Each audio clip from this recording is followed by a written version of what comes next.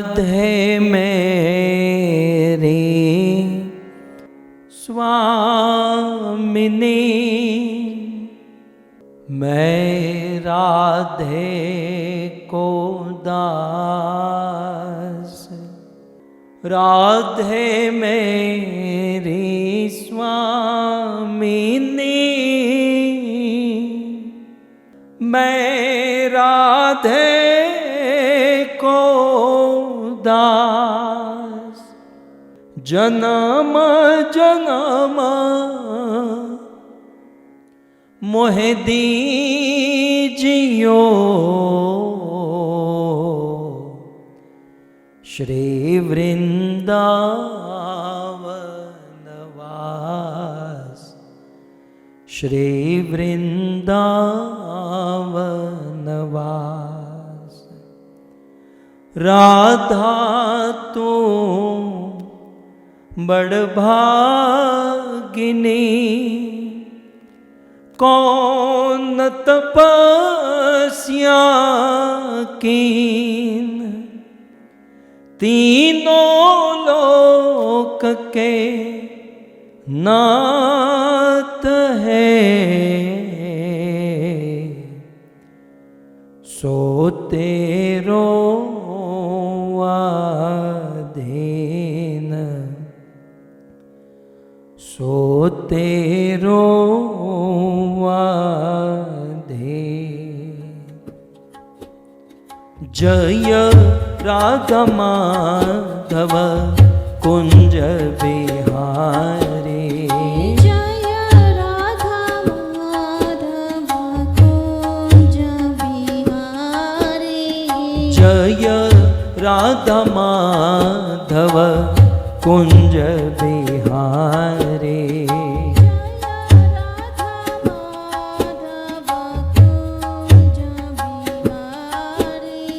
जय राधा माधव कुंज बिहारी, राधा माधव कुंज बिहारी, जय राधा माधव कुंज बिहारी, राधा माधव कुंज बिहारी। गोपी जनवल्लभ गिरिवर धारे, गोपी जनवल्लभ गिरिवरधारी,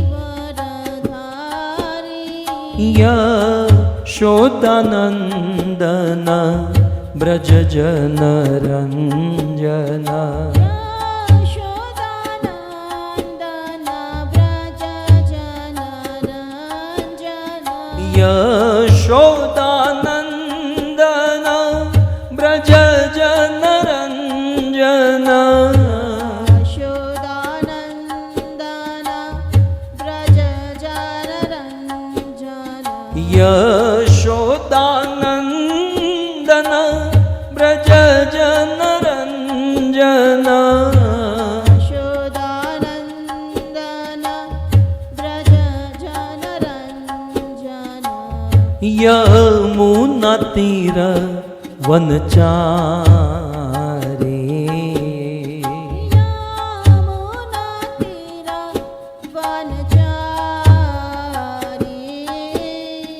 जय राधा माधव कुंज बिहारे, जय राधा माधव कुंज बिहारी, जय राधा माधव कुंज बिहारे, जय राधा माधव कुंज बिहारी। भज गोविंद गोविंद गोपाला, गोविंद गोविंद गोपाला, भज मुरली मनोहर नंदलाला, मुरली मनोहर नंदलाला,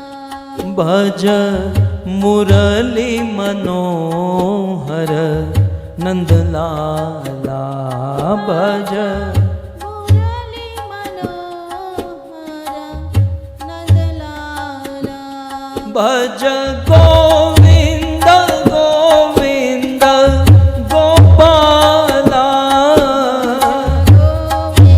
गाइए गोपाला भज गोविंद गोविंद गोपाला गोविंद गोविंद गोपाला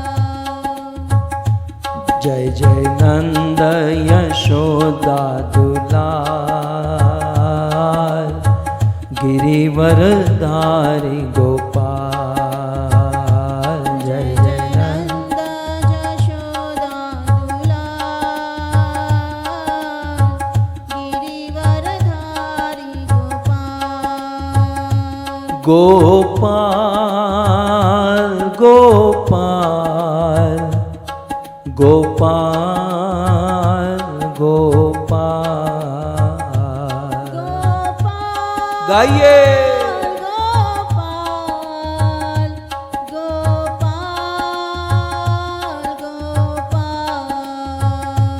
गोपाल गोपाल गोपाल गोपाल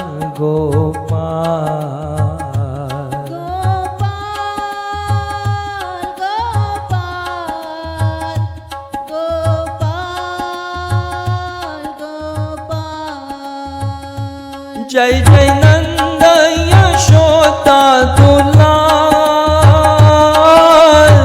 गिरिवरधारी गोपाल जय जय नंद यशोदा गाइए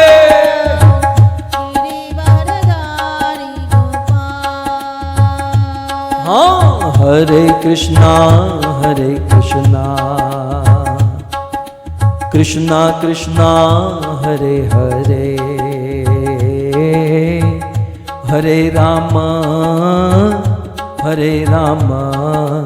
राम राम हरे हरे हरे कृष्णा कृष्णा हरे हरे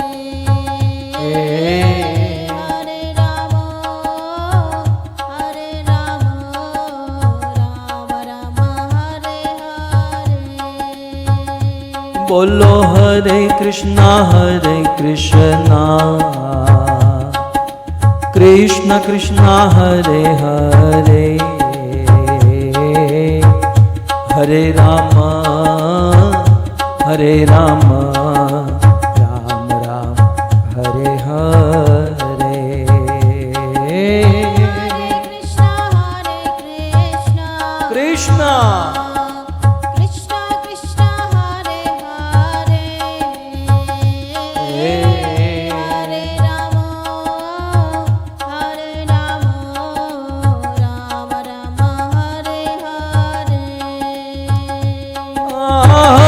कृष्णा हरे कृष्णा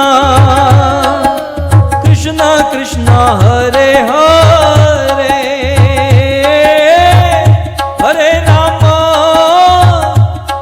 राम राम राम हरे हरे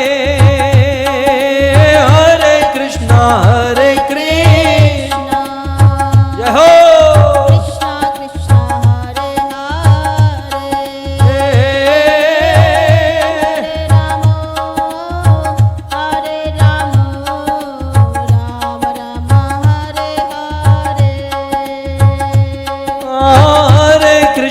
हरे कृष्णा कृष्णा कृष्णा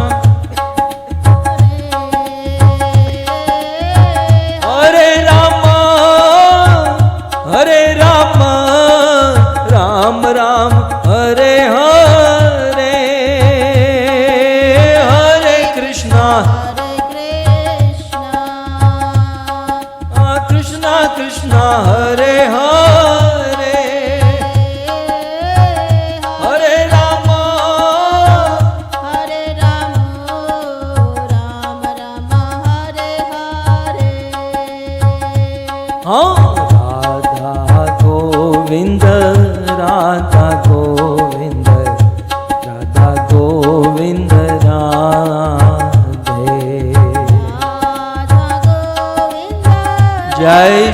राधा गोविंद राधा गोविंद राधे जगन्नाथ जगन्नाथ बलदेव जय सुभद्रा जय जगन्नाथ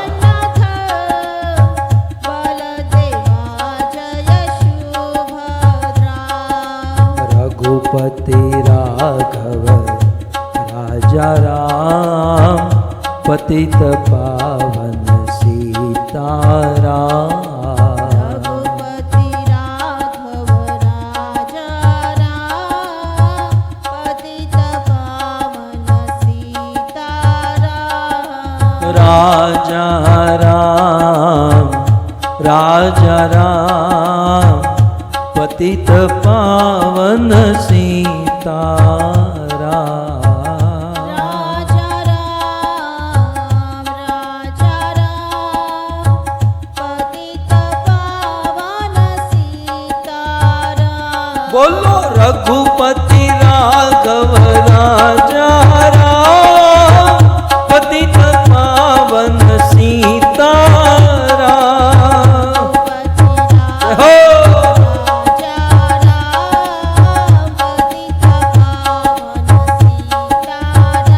हाँ गौर निताय जय गौर निताय जय गौर निताय जय श्री गौर निताय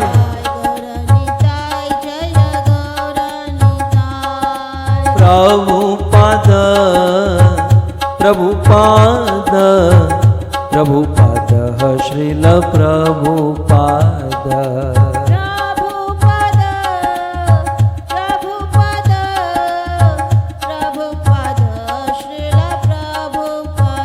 जय जय प्रभुपाद प्रभुपाद प्रभुपाद प्रभुपाद जय जय प्रभु जय श्री प्रभुपाद निताय गौर हरि बोल हरि बोल हरि बोल हरि बोल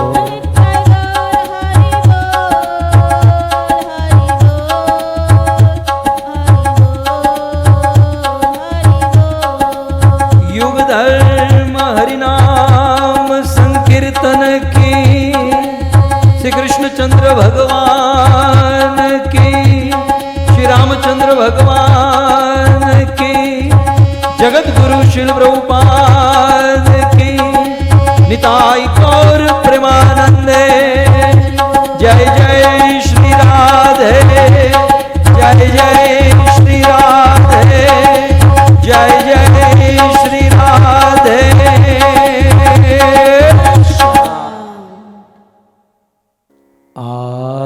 आराध्यो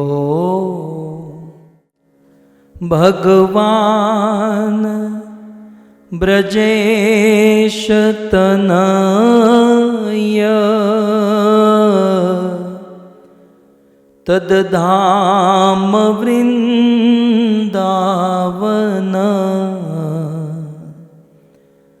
रम्या काचिदुपासना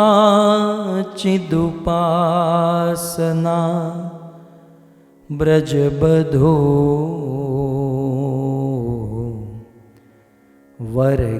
वर्गेणया कल्पिता श्रीमद्भागवतं प्रमाणममलम्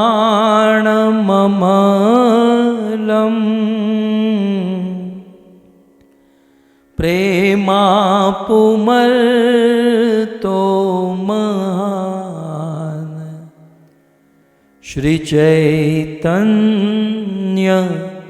महाप्रभो मतमिदं तत्रादरो नः पर वंशी विभो तोषित करा नवनीर दाबा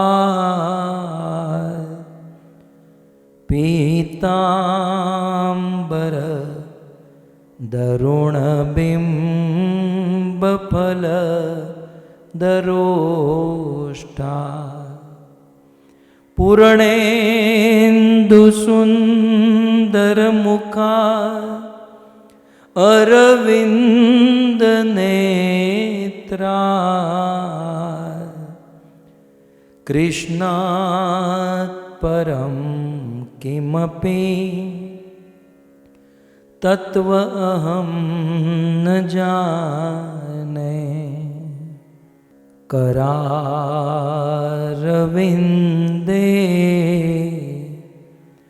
न पदारविंदं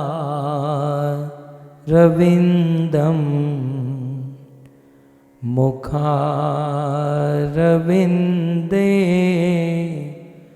विनिवेशयन्तम्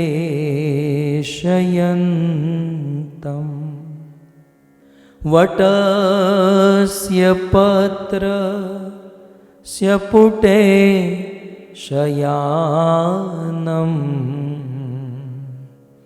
बालं मुकुन्दं मनसा स्मरामि। ॐ नमो भगवते वासुदेवाय।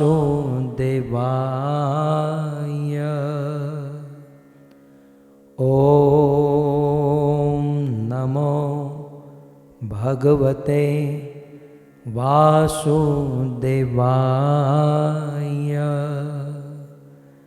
ॐ नमो भगवते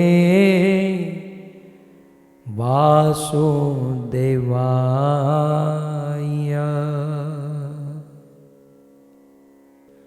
जय जय श्री राधा रमण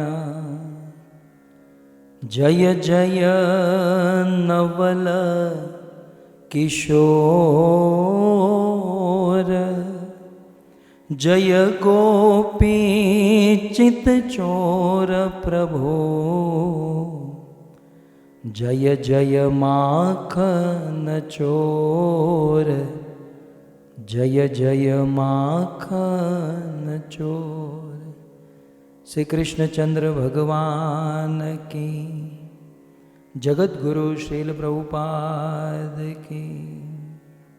उपस्थित भगवत कथा अनुरागी पधारे हुए भक्त वृंद, इस सभा को परम सुशोभित करने वाले अंतर्राष्ट्रीय कृष्ण भावनामृत संघ इस्कॉन के वरिष्ठ भक्तगण, दूर दूर से देश विदेश से फेसबुक यूट्यूब आदि के माध्यम से इस कथा का श्रवण करने वाले समस्त श्रोतागण एवं अपने भावपूर्ण हृदय से पावन पितरों के स्मरण में और शुद्ध भक्ति प्राप्त करने हेतु यह सुंदर भागवत कथा का आयोजन करने वाले हमारे यजमान परिवार, जिनमें प्रमुख हैं धवल भाई और दही बहन,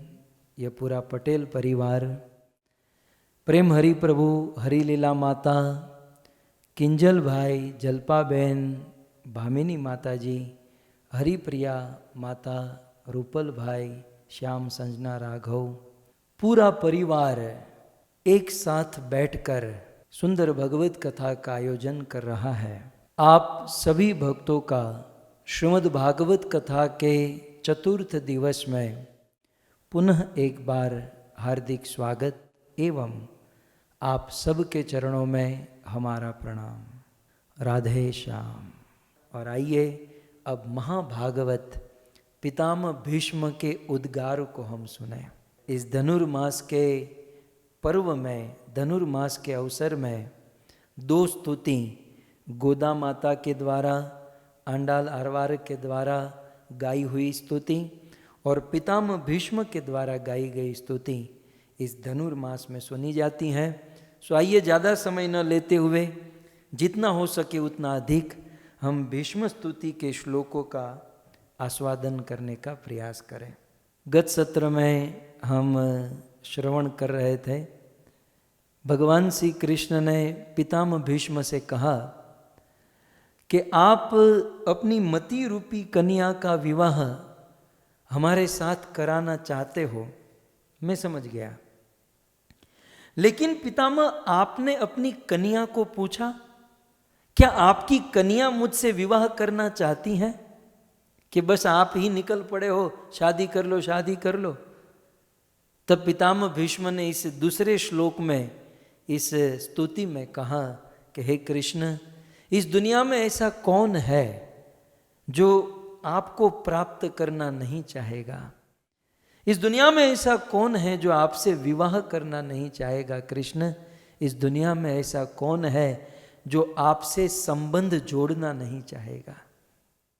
एक बात कहूं, इस दुनिया में संबंध उसी से जोड़ा जाता है जो हमारी भावनाओं को समझते हैं। संबंध उसी से जोड़ा जाता है जो हमारे इमोशंस को समझते हैं। होता क्या है कि लड़के लड़की मिलते हैं, आपस में कुछ क्षणिक अट्रैक्शन होता है और उस अट्रैक्शन के चलते शादी वादी कर लेते हैं और फिर जैसे धीरे धीरे करीब आते हैं तो एक दूसरे को समझने की शक्ति नहीं होती, एक दूसरे के इमोशंस को, भावना को नहीं समझते और बहुत बड़ी दरार हो जाती है। और मैं आपको एक सलाह देना चाहता हूं कि दुनिया के लोग हमारी भावना को न समझे तो आप कोई धोखा मत कीजिएगा, आप चिंता मत कीजिएगा, क्योंकि इस दुनिया में किसी के अंदर ताकत है ही नहीं कि वे हमारी भावनाओं को पूर्ण रूप से समझ सके। इवन सबसे करीबी साथी पति और पत्नी को माना गया है, लेकिन वे भी कुछ हद तक लिमिटेशन में होते हैं। क्या मां चाहती है कि अपने बेटे को परेशान करे? लेकिन जब छोटा सा बालक होता है वो बोल नहीं सकता, उसे ठंड लगती है, गर्मी लगती है, कुछ शरीर में तकलीफ है, लेकिन मां उसे समझ नहीं सकती, वो लिमिटेशन में है। उस बच्चे की भावना को, बच्चे के दुख को पूर्ण रूप से नहीं समझा जा सकता। वो बच्चा रोता है, परेशान होता है और मां अलग अलग तुक्के लगाती है। प्रेम होने पर भी उस भावना को समझना कठिन हो जाता है। और जहां प्रेम नहीं है, केवल स्वार्थ है, वहां तो भावनाओं को समझने की बात ही नहीं है। लेकिन चिंता नहीं करनी चाहिए, इस दुनिया में हमारी भावनाओं को पूर्ण रूप से यदि कोई समझता है तो वो भगवान कृष्ण है। और इसलिए संबंध यदि जोड़ना है तो भगवान कृष्ण से जोड़ना चाहिए। फिर कृष्ण से पति का संबंध जोड़े, मित्र का संबंध जोड़े, या अपने बेटे का संबंध, कृष्ण को अपना बेटा माने, चाहे किसी भी प्रकार का संबंध कृष्ण से जोड़ना चाहिए, क्योंकि कृष्ण हमारी सारी भावनाओं को समझते हैं और समझकर उस भावनाओं को पूर्ण करते हैं। ऐसे भगवान श्री कृष्ण को प्राप्त करना कौन नहीं चाहेगा।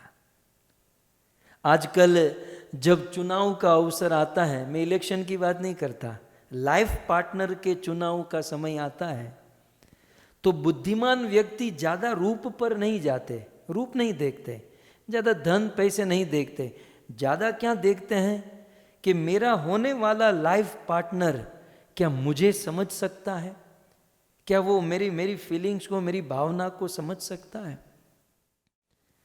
तो यदि वास्तव में लाइफ पार्टनर बनाना हो तो कृष्ण को बनाना चाहिए।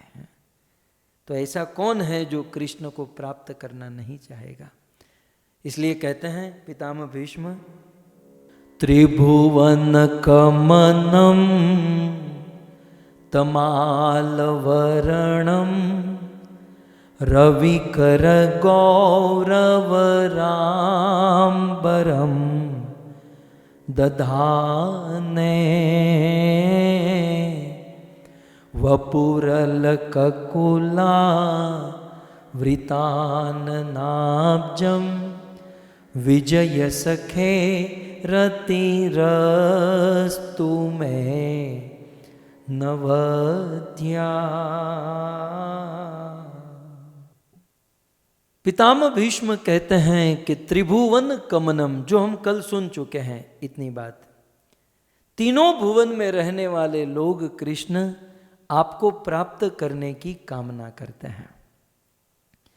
अब तीनों भुवन में रहने वाले लोग आपको कामना करते हैं, तो कल हमने सुना कि पाताल में जाते तो नाग कन्या, स्वर्ग की अप्सरा, ब्रज की गोपियाँ, मथुरा की महिषियाँ, द्वारिका की पत्नियाँ, ये सब लोग कृष्ण को चाहते हैं। लेकिन कल हमारी गाड़ी कहाँ रुकी थी? यदि पितामह भीष्म ऐसा दावा कर रहे हैं कि कृष्ण को त्रिभुवन में रहने वाले सब लोग चाहते हैं, तो मैंने कल प्रश्न रखा था, तो हमारे पड़ोस में भी लोग रहते हैं, आपके अड़ोस पड़ोस में लोग रहते हैं, क्या सब लोग कृष्ण को चाहते हैं? क्या सब लोग कृष्ण से प्रेम करते हैं? स्थूल दृष्टि से देखें तो सब लोग तो कृष्ण से प्रेम नहीं कर रहे हैं, ऐसे बाहरिक दृष्टि से। लेकिन आंतरिक दृष्टि से देखें तो अप्रत्यक्ष रूप से, यानी कि इनडायरेक्टली, सब लोग कृष्ण से प्रेम करते हैं। प्रेम तो कृष्ण से ही कर रहे हैं, कुछ लोग डायरेक्टली प्रेम कर रहे हैं, जैसे गोपियां कृष्ण से डायरेक्टली प्रेम कर रही है। नंद, यशोदा, मथुरा की महिषियां, आप सब भक्त कृष्ण को डायरेक्ट प्रेम कर रहे हैं। लेकिन संसार के कुछ लोग कृष्ण से डायरेक्ट नहीं परंतु इनडायरेक्ट प्रेम करते हैं। कैसे? मानो संसार का दुष्ट से दुष्ट, नास्तिक से नास्तिक आदमी किसी ना किसी से तो प्रेम करता है। अपनी पत्नी से प्रेम करता है, भले भगवान को वह नहीं मानता है, लेकिन अपनी पत्नी से प्रेम करता है, अपने बच्चों से प्रेम करता है। बच्चों से प्रेम करता है या फिर अपनी पत्नी से प्रेम करता है, उस प्रेम का आधार क्या है? मानो फॉर एग्जाम्पल, यदि कोई पुरुष कहे कि मैं मेरी पत्नी से बहुत प्रेम, मैं कृष्ण से प्रेम नहीं करता, मैं कृष्ण को जानता भी नहीं, मानता भी नहीं, लेकिन हाँ मैं मेरी पत्नी से बहुत प्रेम करता हूँ और वैलेंटाइन डे आ रहा है ना, मैं उसे बहुत बड़ी गिफ्ट देने वाला हूँ।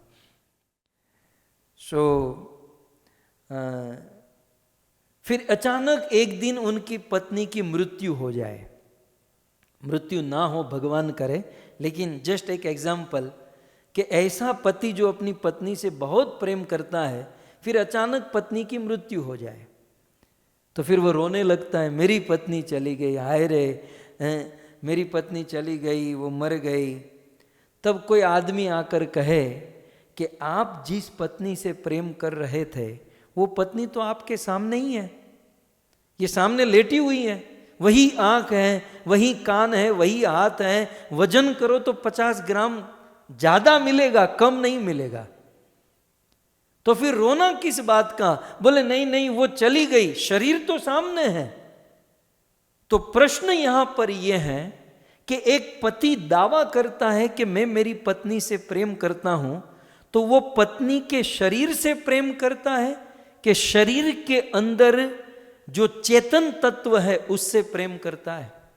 यदि प्रश्न पूछा जाए, कोई ऐसा पति दावा करे कि आप पत्नी के शरीर से प्रेम करते हैं कि शरीर के अंदर रहने वाली चेतन शक्ति से प्रेम करते हैं, ऑब्वियसली वो चेतनीभूत, वो चेतन शक्ति से प्रेम किया जा रहा है। क्योंकि पत्नी के मर जाने के बाद कहा जाए कि ठीक है आप प्रेम करते हो तो पत्नी का जो शव है, जो लाश है, अपने बेड पर रख दो, बिस्तर पर रख दो, खिलाओ पिलाओ। नहीं नहीं ये तो भूत हो जाएगा, ये तो इसे जला दो, इसे इसका निकालो इसे यहाँ, ये भूत हो जाएगा। क्यों भाई? बहुत प्रेम करते थे, भूत कैसे हो जाएगा? कहते हैं कि वो प्रेम जो है शरीर से नहीं, शरीर से भी प्रेम तब तक रहता है जब तक शरीर के अंदर परमात्मा है। इसका अर्थ यह है कि हम इनडायरेक्टली प्रेम तो परमात्मा से ही कर रहे हैं, प्रेम तो कृष्ण से ही कर रहे हैं। कुछ लोग डायरेक्ट तो कुछ लोग इनडायरेक्ट। अल्टीमेटली वो जा तो रहा है कृष्ण के पास। नहीं तो बताइए, कितनी भी सुंदर लड़की हो या लड़का हो, लेकिन अंदर परमात्मा न हो, उसकी लाश हो, तो कौन प्रेम करेगा? प्रेम तो तब होता है जब अंदर चेतन तत्व है, और वह चेतन और कोई नहीं, स्वयं भगवान कृष्ण है, वो परमात्मा है। इसलिए पितामह भीष्म की तात्विक दृष्टि है कि हे कृष्ण, प्रत्यक्ष रूप से और अप्रत्यक्ष रूप से इस संसार में सब लोग आपसे प्रेम करते हैं। त्रिभुवन कमनम, सब लोग आपकी कामना करते हैं, सब लोग आपको चाहते हैं। तब भगवान श्री कृष्ण कहे, अच्छा सब लोग मुझे चाहते हैं? बोले इसका कारण क्या है? मान लो ये कृष्ण कहे कि सब लोग मुझे चाहते हैं, इसका कारण क्या है? तब पितामह भीष्म कहते हैं, प्रभु ये आपका वपु। दूसरी लाइन का प्रथम शब्द देखिए, दूसरी लाइन में प्रथम शब्द है वपु। कृष्ण, ये आपका वपु, ये आपका जो शरीर है ना, ये आपका जो रूप है, अद्भुत है। वपु शब्द आपने कभी सुना है? वपु माने शरीर, लेकिन इसमें थोड़ा सा अंतर है। एक आचार्य ने अपनी टीका में बहुत सुंदर लिखा कि जो घटता है उसे शरीर कहते हैं, उसे शरीर कहते हैं, और जो बढ़ता है उसे देह कहते हैं। जो दिन भर दिन घटे उसे शरीर कहते हैं, जो दिन भर दिन बढ़े उसे देह कहते हैं, लेकिन जो न कभी घटे, जो न कभी बढ़े, उसे वपु कहते हैं। तो भगवान श्री कृष्ण का न तो शरीर है, कृष्ण का न तो देह है, भगवान श्री कृष्ण का क्या है? वपु है। वो न कभी घटता है न कभी बढ़ता है। तो कृष्ण ने पूछा कि सब लोग मुझे, मेरी कामना करते हैं, सब लोग मुझे प्राप्त करना चाहते हैं, कारण आपका वपु, आपका ये सुंदर रूप। अच्छा, मेरा रूप इतना सुंदर है? जरा आप बता सकते हैं मेरा रूप कितना सुंदर है? तब पितामह भीष्म कहते हैं, कृष्ण क्या बताऊं, आपका रूप अद्भुत। कृष्ण के रूप का वर्णन करते हुए कहते हैं, त्रिभुवन कमनम तमाल वर्णम। हे कृष्ण, आपका रूप तमाल वर्ण, वर्ण माने रंग। सबसे पहले आपके रूप का रंग जो है तमाल वृक्ष के समान श्याम वर्ण का है। जैसे तमाल वृक्ष जो है वो एक सरीखा श्याम वर्ण का होता है, और भगवान श्री कृष्ण भी एक सरीखे श्याम वर्ण के हैं। प्रश्न होगा कि आज तक लोगों ने भगवान श्री कृष्ण के शरीर की उपमा, कृष्ण के रंग की उपमा बादलों के साथ दी, घने बादल के समान, घने मेघ के समान। लेकिन दुनिया का पहला ऐसा आदमी है पितामह भीष्म जो कृष्ण को तमाल वृक्ष कह रहे हैं। एक आचार्य ने बहुत सुंदर कहा, तमाल वृक्ष के साथ उपमा देने का कारण यह है कि जैसे एक वृक्ष सभी रूप से, एक वृक्ष सभी समय सभी काल में दूसरों के ऊपर कृपा करता है, दूसरों को आनंद देता है, दूसरों को सहयोग देता है। वृक्ष जब जवान होता है तो फल देता है, और थोड़ा बड़ा होता है फूल देता है, और बड़ा होता है पत्ते देता है, और बड़ा होता है छांव देता है। बूढ़ा हो जाता है तो वो लकड़े जलाने के काम में, घर बनाने के काम में, वृक्ष का पूरा जीवन दूसरों को सुखी करना होता है। इसलिए हे कृष्ण, आपका जो रूप है तमाल वृक्ष, तमाल वृक्ष के समान, अर्थात कृष्ण आपका रूप ही संसार के जीवों का भरण पोषण करने वाला है। जैसे वृक्ष, जैसे पेड़ हमारा भरण पोषण करता है, वैसे भगवान श्री कृष्ण का रूप अपने भक्तों का भरण पोषण करता है। वास्तव में हम तो कृष्ण के रूप को जानते नहीं हैं। कृष्ण के रूप को यदि हम जानने लगे ना, तो न भूख लगेगी न प्यास लगेगी, हैं? हम न खा सकते हैं न पी सकते हैं। फिर से मैं दक्षिण भारत में आपको लेकर जाऊं, क्योंकि धनुर्मास है, दक्षिण भारत में तो जाना होगा। दक्षिण भारत के श्री रंगनाथ मंदिर में, जिसे हम लोग राधा कृष्ण कहते हैं ना, हम जय श्री कृष्ण कहते हैं, आगे जय श्री कृष्ण या राधा कृष्ण या हरे कृष्ण। वैसे बोले हम लोग कभी भी रंगनाथ नहीं बोलते, गुजराती છે આપણા, કે रंगनाथ बोले तो हम तोछड़ू बोलता होइए ना એવું लागे। मुझे बहुत अच्छा लगा, श्री रंगनाथ बोलते हैं। तो हम भी प्रयास करेंगे श्री रंगनाथ उच्चारण करने का। श्री रंगनाथ मंदिर में एक दिन एक अपनी पत्नी में आसक्त आदमी अपनी पत्नी में इतना आसक्त था कि पत्नी चलती थी और ये रिवर्स उल्टे पांव चलता, उल्टा समझते ना, ऐसे जैसे चेहरा यहां पर है और चल रहा है पीछे रिवर्स में। तो पत्नी को देखते देखते, पत्नी के ऊपर छाता पकड़कर पत्नी के चेहरे को देखते देखते चलता था। कोई पूछता भाई आप सीधे चलो, बोले नहीं, मैं मेरी पत्नी के रूप को देखे बिना एक सेकंड भी नहीं रह सकता हूं, मैं रूप का पुजारी हूं। और ऐसा आदमी श्री रंगम मंदिर में पहुंचा और वहां के बहुत बड़े भक्त पुजारी ने जब ये दृश्य देखा तो वे उनके पास गए और कहा भाई तुझे ठोकर लगेगी, गिर जाएगा, खून निकलेगा, तू सीधा चल, और ये गार्डन नहीं ये मंदिर है। बोले जो भी है, मेरे लिए तो मंदिर मेरी पत्नी है। तब वो एक डायलॉग मारा। वो डायलॉग क्या था जानते हैं? बोले पैसो मारो परमेश्वर अने बैरी मारी गुरु, जो आपके बाजू में बैठी है। पैसो मारो परमेश्वर बैरी मारी गुरु, छोकरा छैया शालीग्राम सेवा कोनी करूं। मारे तो हमारा घરમાં જ બધું છે, મારે કાંઈ આ શ્રી रंगम दर्शन करने की जरूरत नहीं है, तो मेरी पत्नी दर्शन करने आई है, मैं तो मेरी पत्नी का ही दर्शन करूंगा। पत्नी को देखते देखते उल्टे पांव चलते चलते पुजारी को दया आई कि भाई ठोकर लगेगी, तू गिर जाएगा, तू सीधा चल। बोले नहीं, बोले ठोकर लगे गिरू, फना हो जाऊं, यहां पर वीर गति को प्राप्त हो जाऊंगा, लेकिन पत्नी को देखे बिना नहीं रह पाऊंगा। बोले लेकिन है क्या तेरी पत्नी में? बोले रूप, मुझे उनकी सुंदरता बहुत अच्छी लगती है। मंदिर के पुजारी ने कहा कि यदि तुझे इससे कोई सुंदर मिल जाए तो बोले अपना क्या है, इससे कोई ज्यादा सुंदर मिल गया तो इसको छोड़कर उसके पास, क्योंकि मैं तो रूप का पुजारी हूं, मैं तो सुंदरता का पुजारी हूं। तब इन्होंने कहा चलो मेरे साथ, मैं तुम्हें एक रूप का दर्शन कराता हूं। वे पुजारी उस रूप के पुजारी को हाथ में हाथ पकड़कर भगवान श्री रंगनाथ के पास लेकर गए। रंगनाथ जी के मंदिर में वे गर्भगृह में स्वयं गए और भगवान श्री रंगनाथ जी को निवेदन किया कि हे प्रभु, आपने समुद्र मंथन के प्रसंग में एक बार मोहिनी रूप धारण किया था।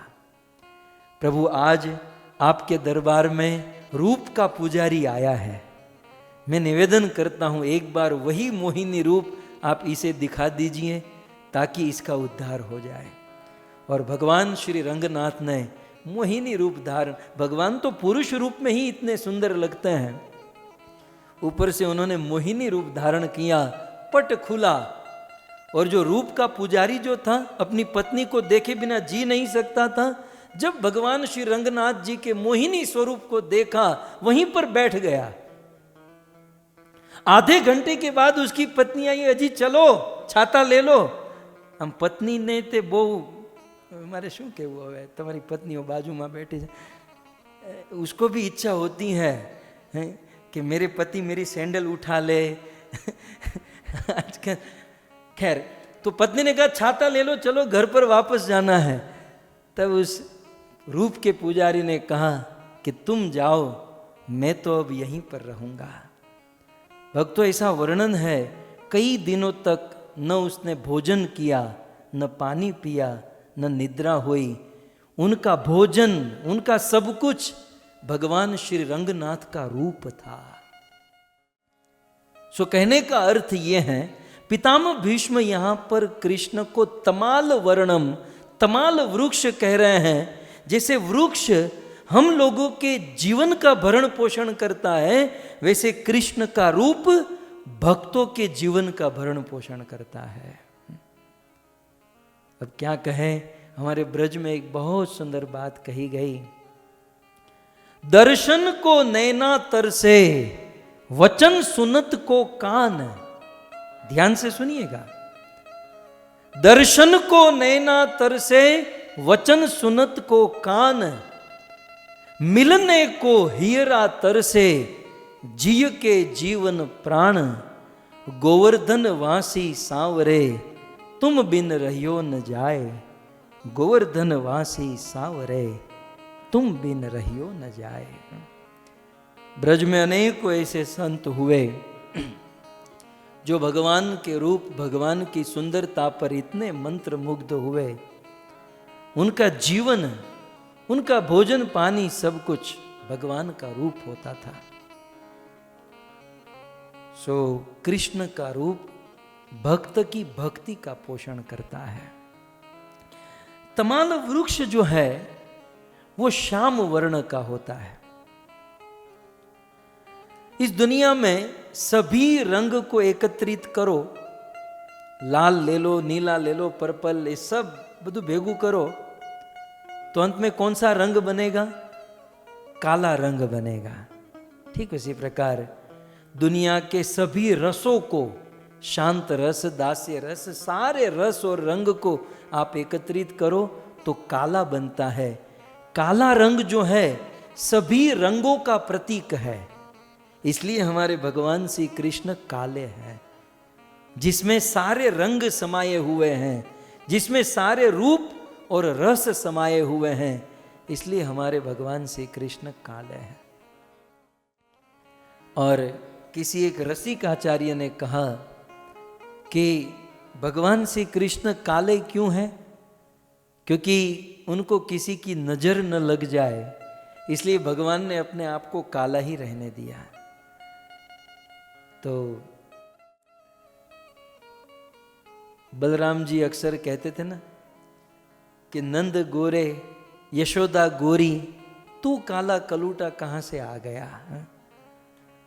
हमारे ब्रज में गाते हैं, राधा हमारी गोरी गोरी, नवल किशोरी, कन्हैया बड़ो कारो है। श्री राधा हमारी गोरी गोरी, नवल किशोरी, कन्हैया बड़ो कारो है। वो तो कारो नहीं है मतवारो, जगत उजियारो, कि राधा जी को प्यारो है। वो तो कारो नहीं है मतवारो, जगत उजियारो, कि राधा जी को प्यारो है। काला तो है लेकिन मतवाला है। सो कुल मिलाकर पितामह भीष्म तमाल वर्णम, हे कृष्ण, एक तो आपका रूप तमाल वृक्ष के समान है, श्याम वर्ण का, और उस श्याम वर्ण के शरीर के ऊपर रवि कर गौरम। रवि माने सूर्य, गौर माने सफेद उजला, माने चमचम चमचम चमकता हुआ, और कर माने किरण। तो रवि कर, रवि के किरण, सूर्य के किरण के समान आपका अंबर, आपका पीतांबर बिल्कुल चमक रहा है। एक तो काले रंग का शरीर है, पीले रंग का पीतांबर चमक रहा है, और आपकी सुंदरता और अधिक बढ़ जाती है। किसी ने पूछा, कृष्ण पीतांबर क्यों पहनते हैं? सीधी बात है, क्योंकि कृष्ण जिससे प्रेम करते हैं वो श्रीमती राधा रानी पीले रंग की है, तप्त कांचन गौरांगी। तो अपनी राधा रानी के साथ मैचिंग करने के लिए नहीं, लड़के लड़की की मंगनी होती है, हम वो रेस्टोरेंट में मिलेंगे, तू कौन सा शर्ट पहनेगा, मैं ये ड्रेस पहनूंगी, कलर भी मैचिंग करते हैं। सो भगवान श्री कृष्ण राधा रानी के साथ मैचिंग करने के लिए पीतांबर धारण करते हैं और राधा रानी नीलांबर धारण करती हैं। राधा रानी कृष्ण से मैचिंग करने के लिए कृष्ण के रंग का वस्त्र धारण करती हैं। और दधाने, भगवान श्री कृष्ण दधाने अपने शरीर के ऊपर पीतांबर को धारण करते हैं। अब देखिए, दधाने, दधाने माने धारण करना, किस पर? शरीर पर धारण करना। पितामह भीष्म यहां पर कहते हैं, कृष्ण आप अपने शरीर पर पीतांबर धारण करते हो। यहां पर एक बहुत सुंदर तत्व समझ में आता है कि दधाने माने धारण करना। वस्त्र उसी पर धारण किए जाते हैं जिसका आकार है। कुछ लोग कहते हैं ना भगवान निराकार है, यहां पर निराकार का कोई प्रश्न नहीं है। यदि भगवान निराकार होते तो निराकार पीले रंग के वस्त्र कैसे धारण कर सकते थे? सो दधाने, आपने बहुत सुंदर पीले रंग का पीतांबर धारण किया है। और फिर आपका वपु, आपका सुंदर मुख, और आपके सुंदर मुख कमल के ऊपर अलक कुल आवृत, आपके मस्तक पर बहुत सुंदर बाल है, बालों का समूह है। अलक कुल, कुल माने समूह, घने। भगवान श्री कृष्ण के माथे में घने बाल हैं, हमारी तरह टाल नहीं दिखती हैं, धीरे धीरे धीरे। मुझे एक आश्चर्य क्या होता है, देखिए बाल हो थोड़े मेरी तरह और कोई स्टाइल वाइल करे बनाए तो ठीक है, फिर धीरे धीरे बाल जड़ने लगते हैं। जब बहुत बाल जड़ जाए तो गिव अप कर देना चाहिए। कुछ लोग 3 बाल होते, गिन चुन कर आप गिन सकते हो 3 बाल, लेकिन फिर भी जेब में से वो कॉम निकालेंगे और तीन बाल को ऐसे बनाएंगे। अब तो यार, अब तो गिव अप कर दे यार, अब तो समझ में आ जाए कि अब, लेकिन 3 बाल को भी बंदा बना लेता है।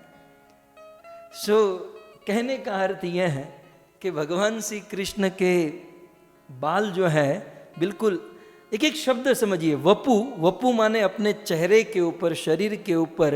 अलक, अलक माने बाल, लेकिन बाल कैसे हैं? कुल, बाल के कुल है, मतलब बहुत सारे बाल, क्वांटिटी में बाल है। और बाल कैसे हैं? तो वृत, वृत, वृत माने घुंघराले। अब भगवान श्री कृष्ण के मस्तक में घुंघराले बाल है। वो घुंघराले बाल आम मूळमांथी घुंघराला नहीं, मैं आपको क्लियर करूं। भगवान श्री कृष्ण के बाल ऐसे सीधे हैं, लेकिन एंड में, लास्ट में जब आते हैं ना, वहां से घुंघराले हैं, लंबे लंबे बाल हैं, और बाल का जो पॉइंट होता है ना, वहां से घुंघराले हैं। कुछ लोग कहते हैं कृष्ण के घुंघराले बाल, घुंघराले, कुछ लोग इमेजिन करते हैं वो हमारे अफ्रीकन प्लेयर होते हैं ना, हमारे क्रिकेट में वेस्ट इंडीज के जो प्लेयर होते हैं, इतने कड़क घुंघराले, तांबा के तार जैसे बाल, मच्छर भी चला जाए तो माथा पीटे कि यहां कहां फंस गया यार। तो कृष्ण की घुंघराले बाल हैं, लेकिन कैसे? ये भी क्लियर पितामह भीष्म, क्योंकि आप मेरे पीछे देख सकते हैं, पितामह भीष्म सामने और कृष्ण दोनों आमने सामने खड़े हैं। और जिस प्रकार से ये दोनों खड़े हैं, पितामह भीष्म ने कृष्ण को जी भर के देखा है, और जी भरकर देखने के लिए ही तो पितामह भीष्म विपक्ष में खड़े रहे। सो आपके बाल बहुत सुंदर, घने हैं, लंबे हैं, चिकने हैं, और बालों का जो है ना, अलक, अलक माने लट, आपके बालों की लट कभी कभी आगे आ जाती है, और फिर जब आप अपनी लट को ऐसे करके ऐसे करते हैं, आहा, तो हजारों गोपियां घायल हो जाती हैं। तो वपुर अलक कुलावृतान नाभजम, ये जो लट जो है ना, ये भी एक सुंदरता का प्रतीक है। माता इसमें एक्सपर्ट होती है, सीख लिया है। खैर, फिर अनाब्जम, हे कृष्ण आपका मुख जो है या आपका सर्वांग शरीर अनाब्जम, आप पहले दूसरी लाइन के अंत में बीच में, अब्जम माने कमल, कमल के समान आपका सुंदर रूप है। आपके आंख कमल के समान, कान कमल के समान, मुख कमल के समान, सुंदर कमल के समान आपका रूप है। और ऐसे भगवान श्री कृष्ण में मेरी रति हो जाए। अब देखिए, ये स्टाइल बहुत सुंदर है, ये हमें सीखना है। पितामह भीष्म कृष्ण से क्या कहते हैं कि मेरी आप में रति हो जाए, मेरी आप में मति हो जाए। लेकिन स्टाइल कैसी है? विजय सखे रति अस्तु में अनवद्या।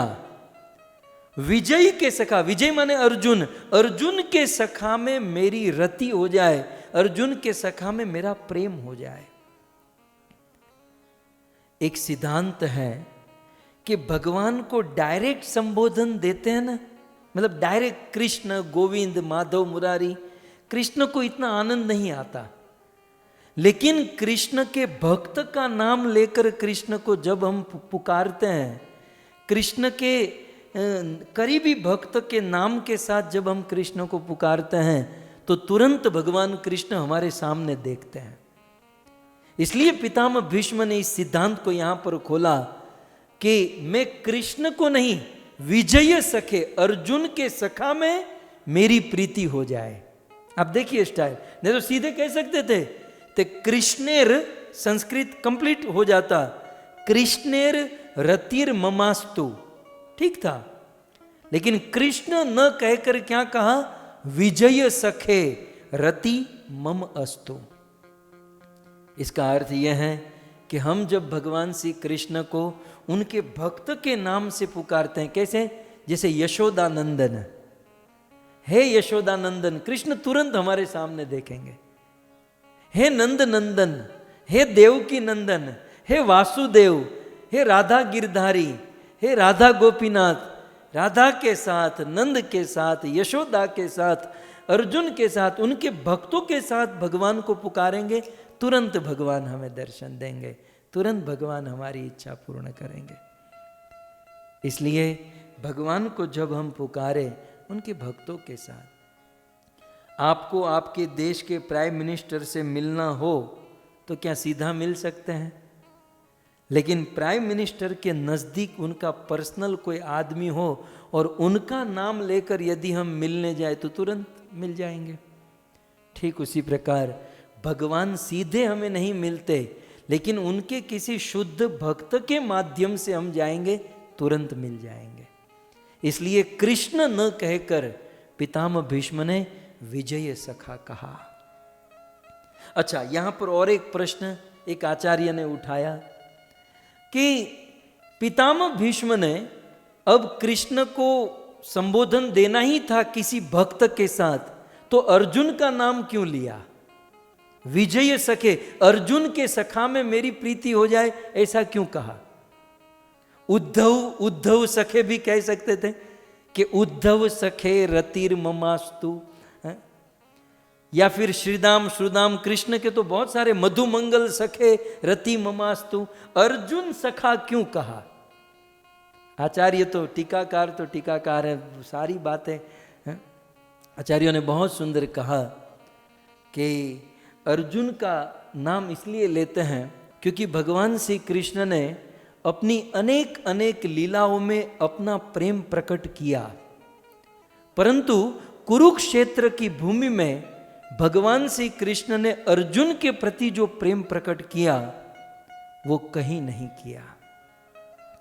कुरुक्षेत्र के रणांगन में अर्जुन के से एक सखा से प्रेम करने की चरम सीमा, मतलब टॉप मोस्ट, भगवान ने अपना सारा प्रेम खर्च कर दिया अर्जुन के ऊपर।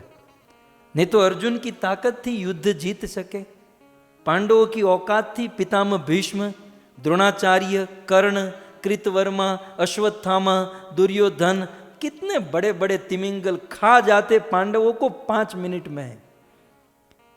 लेकिन भगवान श्री कृष्ण ने अर्जुन के प्रति जो प्रेम दर्शाया और क्या क्या काम किया भगवान श्री कृष्ण ने अर्जुन को उस महाभारत के रण संग्राम में उस समुद्र जैसी विशाल सैन्य सागर से ऐसे ऐसे निकाल दिया बिल्कुल।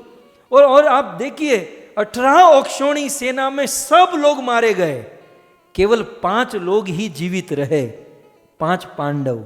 आप विचार तो करो, सब लोग मारे गए, केवल 5 पांडव जीवित रहे। ये कृष्ण की कृपा नहीं तो और क्या है। सो यहां पर विजय सखे, अर्जुन के सखा में मेरी प्रीति हो। उद्धव सखे नहीं, मधुमंगल श्रीदाम और कोई नहीं, अर्जुन ही क्यों? क्योंकि कुरुक्षेत्र की रणभूमि में अर्जुन के साथ कृष्ण का प्रेम जो प्रकट हुआ वो किसी भी सखा के साथ नहीं हुआ। इसलिए अर्जुन सखे रति ममास्तु। तो इस प्रकार पितामह भीष्म कहते हैं कि ऐसे अर्जुन के सखे कृष्ण में मेरी प्रीति हो जाए। क्या मांग रहे हैं पितामह? देखिए, अब प्रश्न था हमारे पटेल परिवार से, एक एक श्लोक में आ रहा है कि जीवन के अंतिम समय में भगवान से क्या मांगना चाहिए। तो पितामह भीष्म कहते हैं विजय सखे रति अस्तु। पहले इतना समझ लीजिए, विजय सखे रति अस्तु, अर्जुन के सखा कृष्ण में मेरी रति हो जाए। रति माने प्रीति हो जाए, मेरी मति, मेरी गति, मेरा प्रेम हो जाए। हमारे जीवन में सबसे बड़ा कार्य या सबसे बड़ा लाभ या कहे सबसे बड़ी सफलता यही होगी, हमारी भगवान कृष्ण में प्रीति हो जाए, प्रेम हो जाए। लेकिन वो प्रेम कैसा होना चाहिए? तो अंतिम शब्द में कहते हैं अनवद्या।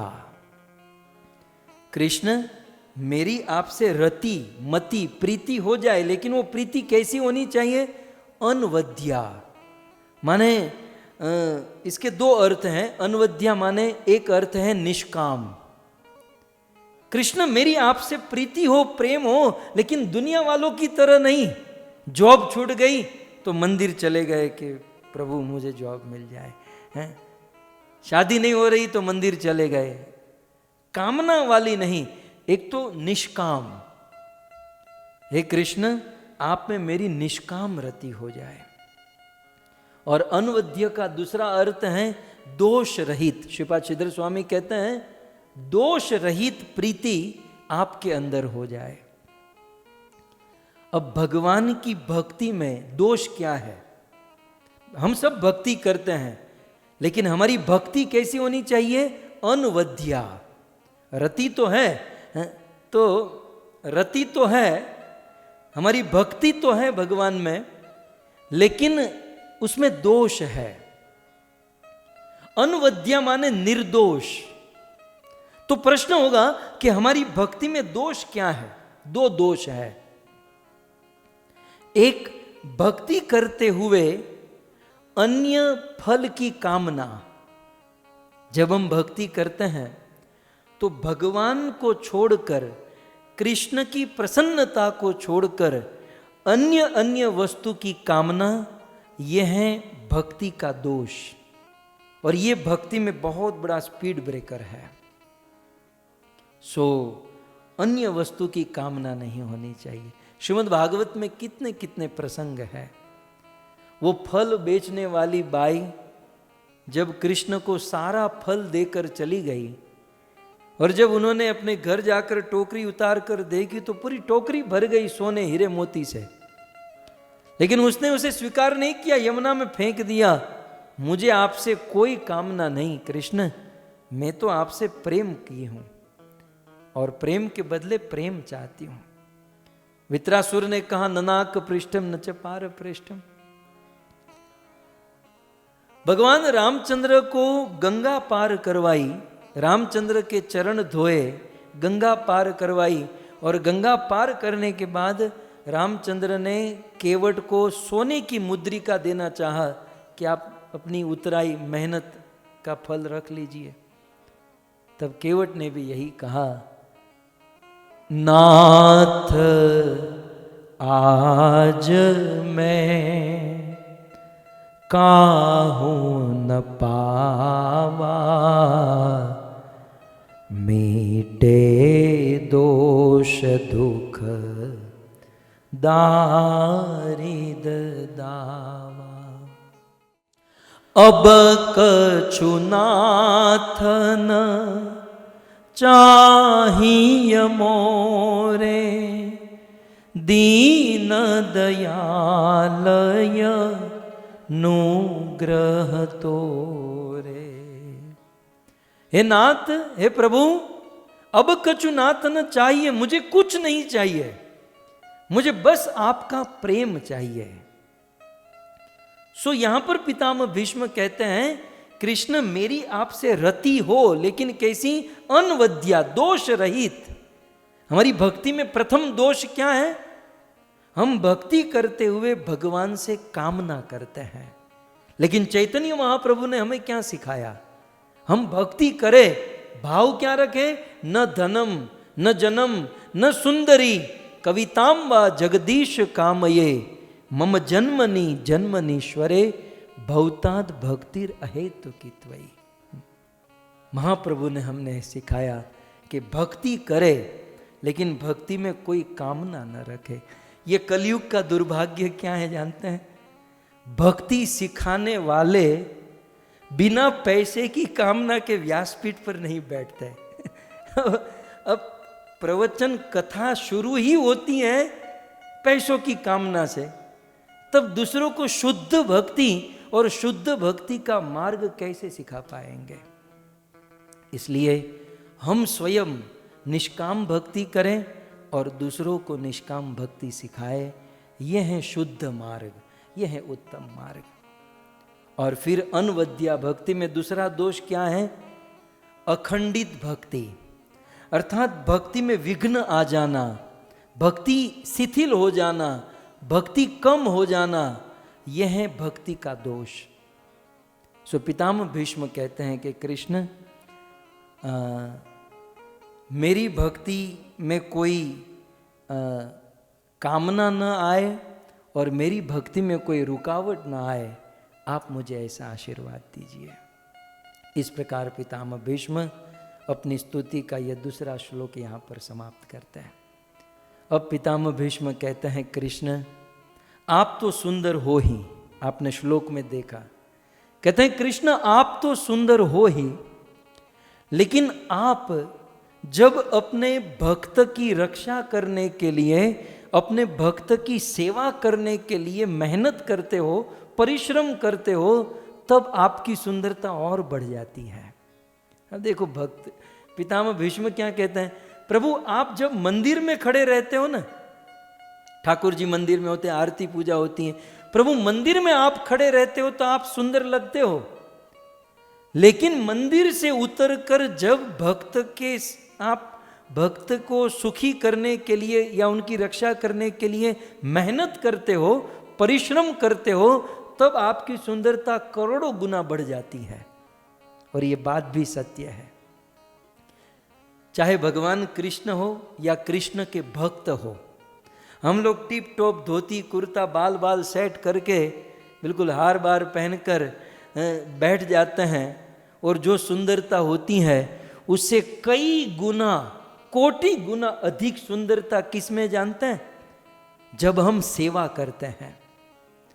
किसी मंदिर में जाकर, कहीं ब्रज में जाकर जब हम सेवा करें, भक्तों के लिए प्रसाद बनाए, भक्तों को प्रसाद बांटे, ये प्रसाद बनाते हुए बांटते हुए सब्जी गिर जाती है, कुर्ता बिगड़ जाता है, कुर्ता फट जाता है, बाल का कोई ठिकाना नहीं, शरीर का कोई ठिकाना नहीं रहता, लेकिन याद रहे भक्तों की सेवा करते हुए इस ध्रुमिल शरीर को देखने में जो सुंदरता, जो आनंद है, वो टिप टॉप इस्त्री टाइट कपड़े पहनकर जो आ जाता है उसमें नहीं है। कहने का अर्थ यह है, सेवा करके व्यक्ति सुंदर लगता है, सेवा से व्यक्ति सुंदर होता है। एक आचार्य ने बहुत सुंदर दृष्टांत दिया कि एक स्त्री रोज सुबह ब्रह्म मुहूर्त में जग जाए, फिर अपने बच्चों को जगाए, उनको स्नान कराए, उनको भोजन बनाए, उनको स्कूल में भेजे, पति को जगाए, उनको ऑफिस में भोजन बनाए, सास ससुर को जगाए, उनके लिए भोजन पका कर दे। और ये सारी चीज़ करने में उनको मेकअप करने का टाइम नहीं रहता, बाल बनाने का टाइम नहीं रहता, उनका देह गेह शरीर का कोई भान नहीं रहता।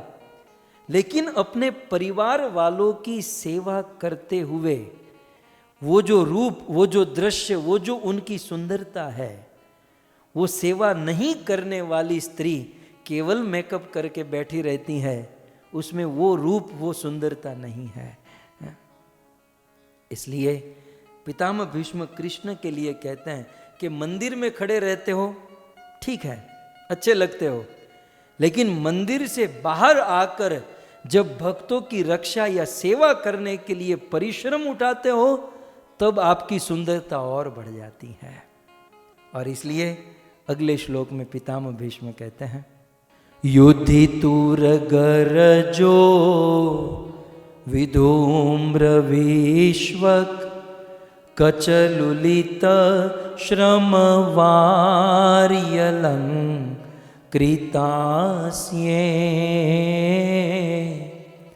मम निशित शरे विभिद्यमान त्वचि विलसत् कवचेस्तु कृष्ण आत्मा।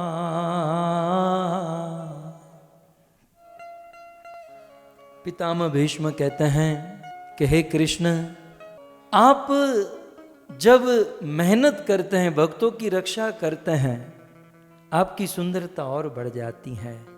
कैसे? जैसे युद्धि, पितामह भीष्म युद्धि, युद्धि माने युद्ध की याद कर रहे हैं। कौन सा युद्ध? महाभारत का युद्ध, कुरुक्षेत्र की भूमि का युद्ध। बोले युद्धि, युद्ध में, रणभूमि में विधूम्र विश्वक, रणभूमि में कृष्ण आप अर्जुन का सारथ्य कर रहे थे, और अर्जुन का सारथ्य करते हुए जब आप रथ चलाते थे तो उस रथ में तुरग, रथ में बहुत सारे घोड़े लगे हुए थे, और उस घोड़े के तुरग, तुरग माने घोड़े के पांव, तो कृष्ण उस घोड़े के पांव से, घोड़े दौड़ते थे और उसके पांव से रज उड़ती थी, और घोड़े के चरणों से उड़ी हुई रज कृष्ण आपके शरीर के ऊपर लगती थी। और विधूम्र विश्वक, कृष्ण आपका पूरा शरीर दूर दूसरित हो जाता था। आपके, खास करके कृष्ण के घने काले बाल हैं, कृष्ण आपके बालों के ऊपर माटी लग जाती थी। काले बालों में माटी लग जाए तो तुरंत दिखाई देता है। आपके काले बालों में माटी लग जाती थी। कृष्ण का पूरा शरीर धूल से भर जाता था। मैं अक्सर कहता हूँ, जैसे वो आटे चक्की में जो आटे पीसने वाले की हालत होती है ना, पूरा शरीर आटा आटा होता है, केवल आंख और चेहरा दिखाई देता है। वैसे कृष्ण अर्जुन का रथ चलाते समय पूरे धूल दूषित हो जाते थे उनका पूरा शरीर। कृष्ण को रथ चलाना होता था, घोड़ा दौड़ाना होता था, कोई सामने से विपक्ष बाण चलाए तो रथ को कभी लेफ्ट में कभी राइट में, ऊपर नीचे, बिल्कुल कृष्ण परिश्रम करते, और परिश्रम करते हुए श्रम वारी, श्रम माने मेहनत, वारी माने पसीना, भगवान श्री कृष्ण को पसीना निकल जाता। तो युधि तुर गरजो विधूम्र विश्वक, भगवान श्री कृष्ण के ऊपर धूल लगती, और श्रम वार्य, पसीने के कारण, मेहनत के कारण, श्रम के कारण पसीने की बूंद गिरने लगती, और वह बूंद कैसी लगती थी? अलंकृतस्ये, कृष्ण आपके शरीर की वह बूंद आपके शरीर को अलंकृत करती थी, आपके शरीर को सुशोभित करती थी। હવે આપણે કોઈને પસીનો થયો હોય તો માણસ જોવો ન ગમે, કે ભાઈ આ લે તું પસીનો સાફ कर, लेकिन कृष्ण के शरीर के ऊपर जब पसीने की बूंद गिरती थी तो पितामह भीष्म, आप पहली लाइन के अंत में देखिए, अलंकृतासिये, भगवान कृष्ण के शरीर पर पसीने की बूंद अलंकृत हो जाती थी, कृष्ण की शोभा बढ़ा देती थी, मानो बिल्कुल हीरे की तरह, कोहिनूर की तरह चमकती थी। इस प्रकार भगवान कृष्ण बड़ा परिश्रम करते थे अर्जुन का रथ चलाने के लिए। आप अब इमेजिन कीजिएगा कि उस रणभूमि में कृष्ण की शोभा कैसी थी। ध्यान से, एक तो रथ में 4-4, 5-5 घोड़े लगे हुए हैं और तेज गति से घोड़े दौड़ा रहे हैं। घोड़ों से पांव से उड़ने वाली रज कृष्ण के शरीर में लगी है। कृष्ण के बाल बिखर चुके हैं और मेहनत के कारण पसीना बह रहा है। और फिर पितामह भीष्म कहते हैं उस स्थिति में मम निशित शरे, उस स्थिति में मम मेरे, निशित माने तीक्ष्ण, शर माने बाण। हे कृष्ण, उस स्थिति में मैं आपके ऊपर तीक्ष्ण बाण छोड़ता था और मेरे बाणों से आपका कवच विभिद्यमान, एक तो आपका कवच टूट गया, कृष्ण के शरीर का सोने का कवच लटक गया। और केवल कवच ही नहीं टूटा, अब देखिए 2 शब्द है, त्वची। त्वची माने त्वचा, त्वची माने त्वचा, और फिर विलसत कवचे। कृष्ण, आप मेरे तीक्ष्ण बाणों से आपकी त्वचा भी कट गई, माने भगवान श्री कृष्ण की त्वचा भी कट गई, और कृष्ण के शरीर का विलसत कवचे, कवच भी टूट गया, और कवच टूटकर विलसत, विलसत माने लटकने लगा। सो पितामह भीष्म ने कृष्ण के ऊपर बाण मारे, कृष्ण का कवच टूटा और लटकने लगा, और वह बाण कृष्ण के शरीर को, कृष्ण की त्वचा को काट दिया। और फिर भी भगवान श्री कृष्ण अर्जुन की रक्षा करने के लिए अपना रथ चला रहे हैं। कहते हैं कि ऐसे भगवान कृष्ण जो अपने भक्त के लिए बीक जाते हैं, अपने भक्तों के लिए पूर्ण रूप से समर्पित हो जाते हैं, ऐसे भगवान श्री कृष्ण आत्मा अस्तु, श्लोक के अंत में कहते हैं कृष्ण अस्तु, कृष्ण आत्मा, ऐसे कृष्ण में मेरा चित्त निरंतर लगा रहे। भगवान श्री कृष्ण में अपना चित्त लगे, ऐसी प्रार्थना पितामह भीष्म करते हैं। सो बहुत सुंदर पितामह भीष्म, ये तीसरा। अब पितामह भीष्म कहते हैं कि हे कृष्ण, मुझे याद आ रहा है महाभारत का प्रथम दिन। ये अर्जुन, ये थोड़ा मेरी स्टाइल में बोल रहा हूं। पितामह भीष्म सोए हुए कहा, अर्जुन तू इधर आ। अर्जुन आया होगा। तुझे क्या लगता है ये महाभारत के ये युद्ध में ये सारे योद्धाओं को तूने मारा? पितामह, आपके आशीर्वाद से, आपकी कृपा से मैंने ही तो मारा पितामह। पितामह भीष्म कहते हैं अर्जुन, ये तेरा भ्रम है। अर्जुन, तेरी औकात नहीं तू इस महाभारत के रणांगन में किसी एक आदमी को भी मार सके। इस 18 अक्षौणी सेनाओं का विध्वंस यदि किसी ने किया तो एकमात्र कृष्ण ने, और वो भी 18 दिन के युद्ध में प्रथम दिन। मैं जानता हूं, मैंने मेरी आंखों से देखा किस प्रकार से इस कृष्ण ने पूरी कौरवों की सेना को प्रथम दिन में ही मार दिया। अर्जुन, तो अर्जुन ने कहा तो मैंने क्या किया? तूने यश लिया, तूने और कुछ नहीं किया। मारा बेचारा कृष्ण ने और तूने केवल लाभ लिया, अपना नाम बनाया। और वास्तव में अर्जुन, तेरे नाम के लिए तो कृष्ण काम कर रहे थे। तो किस प्रकार से भगवान श्री कृष्ण ने उस कौरवों की सेना का विध्वंस किया, अगले श्लोक में पितामह भीष्म बताते। सपदि सखी वचो निशम्य मध्ये निज परयोर बलयोरतं निवेश्य स्थितवती परसे निकायुरक्ष्णा ऋतवती पार्थ सखे रति ममास्तु। गाइए। सपदि सखी वचो निशम्य मध्ये निज परयोर बलयोरतं निवेश्य स्थितवती परसे निकायुरक्ष्णा ऋतवती पार्थ सखे रति ममास्तु।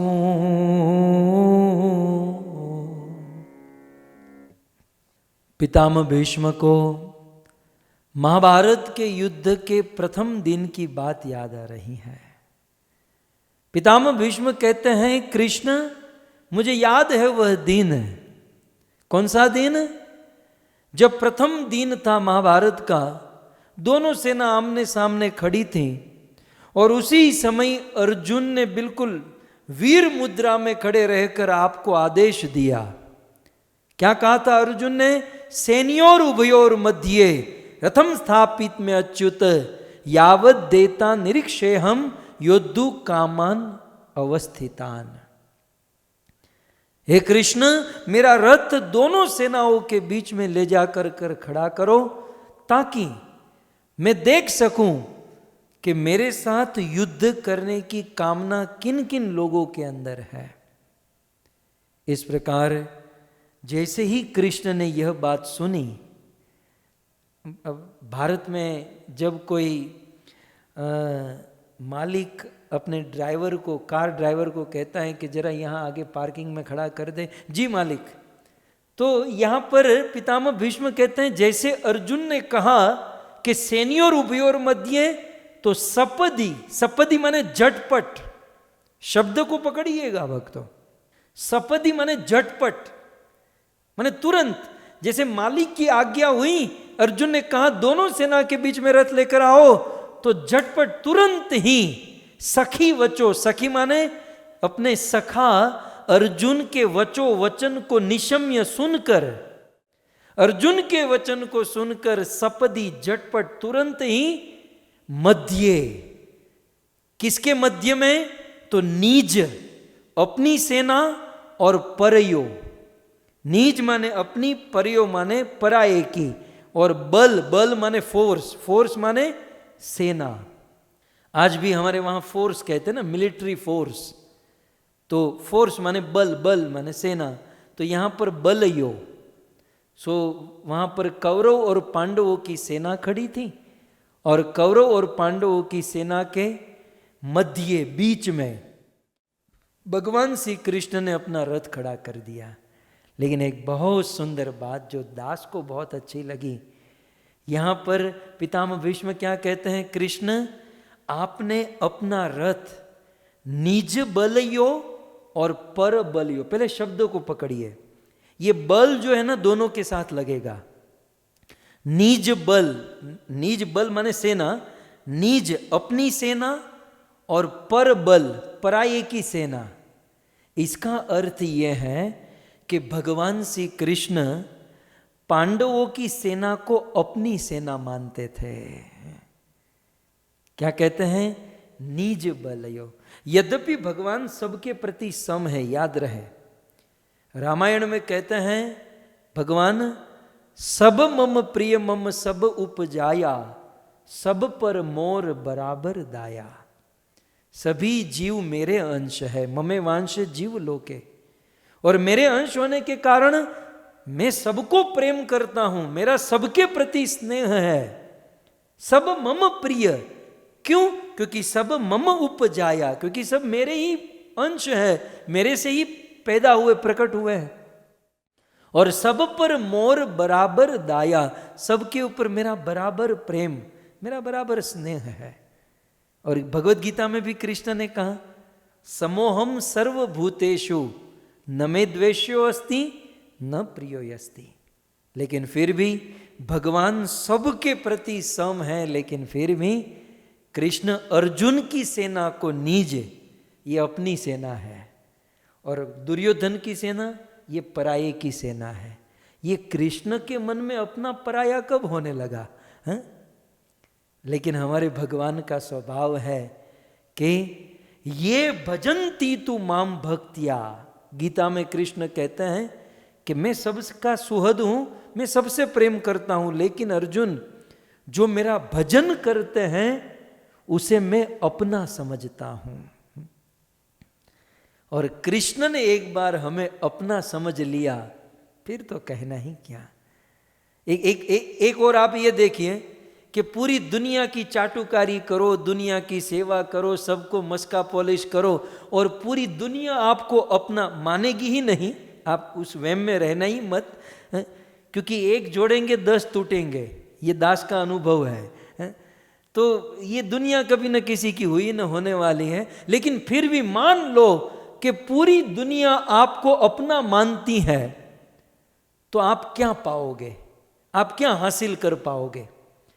लेकिन पूरी दुनिया आपको अपना न माने, लेकिन एक कृष्ण ने आपको अपना मान लिया, तो क्या बाकी रह गया? कितनी सुंदर बात। सपदि सखी वचो निशम्य मध्य निज। कृष्ण अर्जुन की सेना को अपनी सेना मानते हैं, तो निज अपनी सेना और परयो दुर्योधन की सेना। देखिए संस्कृत बहुत सुंदर है, आप आस्वादन कीजिएगा। तो झटपट अपने सखा के वचन को निशम्य सुनकर मध्य, बीच में, किसके बीच में? निज और पर, अपनी और पराये की सेना के बीच में रथम निवेश्य, भगवान श्री कृष्ण ने अपना रथ निवेशित कर दिया, अपना रथ ले जाकर कर खड़ा कर दिया। इतना समझ में आ गया? दोनों सेना के बीच में रथ पहुंच गया। ये पहली लाइन में रथ को दोनों सेना के बीच में पहुंचा दिया। अब देखिए कमाल की बात, देखिए ये दादा देखो देख रहा है सारी चीज, पितामह भीष्म सब कुछ देख रहा है। अब क्या कहते हैं पितामह भीष्म? दोनों सेना के बीच में जब कृष्ण आपका रथ पहुंचा, बिल्कुल दुरत्य सैन्य सागरम, महाभारत वो सेना समुद्र के समान विशाल थी, और दोनों सेना के बीच में जब रथ पहुंचा तो स्थितवती, स्थितवती वहां पर कौरव सेना के लोग स्थित थे, खड़े थे, शब्द पकड़िए। और स्थितवती वहां पर स्थित, कौन स्थित? पर सैनिक, निज सैनिक नहीं। कृष्ण निज सैनिक माने पांडवों के सैनिक, और पांडवों के नहीं, पर सैनिक माने कौरवों के जो सैनिक थे, उसकी आयु को, पर सैनिक दुर्योधन की सेना के जो सैनिक थे उनकी आयुष्य, पर सैनिक आयु अक्षणा हृतवती। कृष्ण ने क्या किया? उस दुर्योधन की सेना के सैनिकों के आयुष्य को अक्षणा, अक्ष माने आंख, कृष्ण ने अपनी आंखों से कौरवों की सेनाओं का आयुष्य हर लिया, खींच लिया। कृष्ण को धनुष बाण मारने की जरूरत नहीं है। भगवान श्री कृष्ण ने अपनी दृष्टि उस कौरवों की सेना के ऊपर क्या की? कौरवों की सेना के सैनिकों के आयुष्य को हर लिया। पितामह भीष्म कहते हैं कि कृष्ण आपने अपने नेत्रों से, अपनी आंखों से ही दुर्योधन की सेना के आयुष्य को हर लिया। भगवान श्री कृष्ण में, कृष्ण की आंखों में ऐसी शक्ति है। कृष्ण की आंखें यदि चाहे तो लाखों करोड़ों लोगों को जीवित भी कर सकती हैं, और कृष्ण की आंखें यदि चाहे तो लाखों करोड़ों लोगों को मार भी सकती हैं। उनकी आंखों में ये शक्ति है। समुद्र मंथन के प्रसंग में देव दानव मर ही चुके थे ना, लेकिन भगवान श्री कृष्ण की एक अमी दृष्टि, एक आंखों की दृष्टि, सारे जैसे स्वप्न से खड़े हो जाते हैं वैसे देवता दानव खड़े हुए। और यहाँ पर भगवान कृष्ण ने अपनी आंखों से सबका वध कर दिया। अब यहाँ पर ये आपको यदि समझ में आ गया हो तो विश्वनाथ चक्रवर्ती ठाकुर टीका में लिखते हैं, सारार्थ दर्शनी में लिखते हैं कि भगवान श्री कृष्ण ने अपनी आंखों के द्वारा पर सैनिकों की जो सेना थी दुर्योधन की, उनके आयुष्य को तो खींचा, लेकिन उन सबके बुरे कर्म को खींच लिया। अर्थात सारे बुरे कर्म भगवान श्री कृष्ण ने खींच लिए और सबको मुक्ति प्रदान कर दी। भगवान ने सबको अपना धाम प्रदान कर दिया। और श्रीपाद श्रीधर स्वामी कहते हैं, सर्वेशाम आयुष्य अर्जुनस्य जयम कृतवती। यह कार्य करके भगवान श्री कृष्ण अर्जुन की जय जयकार कराना चाहते थे, अर्जुन का यश बढ़ाना चाहते थे, इसलिए भगवान श्री कृष्ण ने प्रथम दिन में ही कौरवों की सेना का वध कर दिया। पितामह भीष्म कोने में खड़े खड़े देख रहे हैं कि ये माधव, ये केशव क्या चक्कर चला रहा है। और आज जब स्तुति करने की बात आई तो पितामह भीष्म ये रहस्य, ये पोल, ये सीक्रेट खोल रहे हैं। थोड़ा सा भगवान कृष्ण को लज्जा भी आई होगी, लेकिन पितामह भीष्म कहते हैं कि धन्य हो कृष्ण, आप अपने भक्त की रक्षा करने में कितने आप एक्सपर्ट हो, कितने तत्पर हो।